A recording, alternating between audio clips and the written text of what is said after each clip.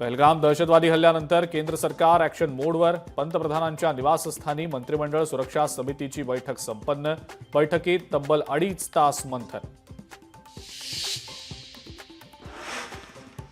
दहशतवादी हल्ल्यानंतर आता भारत सरकारचा पाकिस्तानला मोठा दणका. सिंधू जलकराराला स्थगिती, अटारी वाघा बॉर्डर बंद करण्याचा निर्णय, तर पाकिस्तानी नागरिकांना भारत सोडण्यासाठी 48 तासांचा अल्टिमेटम.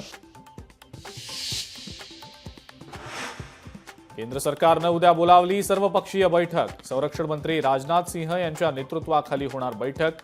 पहलगाम दहशतवादी हल्ल्याच्या पार्श्वभूमीवर बोलावली बैठक.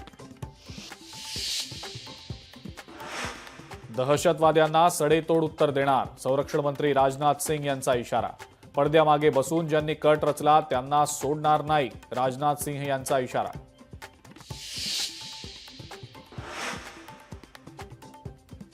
पहलगाम दहशतवादी हल्ल्यामध्ये जीव गमावलेल्या राज्यातल्या 4 जणांचं पार्थिव दाखल. मोने, जोशी आणि लेले यांच्या पार्थिवावर डोंबिवलीमध्ये अंत्यसंस्कार, तर दिलीप देसलेंवर पनवेलमध्ये अंत्यसंस्कार. कुटुंबियांना अश्रू अनावर. दहशतवादी हल्ल्यानंतर काश्मीरमध्ये अडकून पडलेल्या महाराष्ट्रातल्या पर्यटकांसाठी विशेष विमानांची व्यवस्था.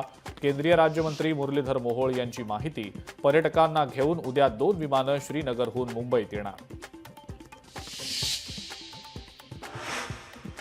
नौदल अधिकारी लेफ्टनंट विनय नरवाल अनंतात विलीन. नरवाल यांना नौदलाकडनं सलामी.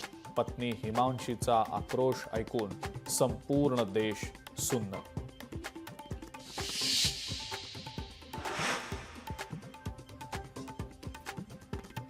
आणि जम्मू काश्मीर सरकारकडून मृतांच्या कुटुंबियांना मदत जाहीर. पहलगाम हल्ल्यातल्या मृतांच्या वारसांना 10 लाखांची मदत. गंभीर जखमींना 2 लाखांची, तर जखमींना 1 लाखाची मदत.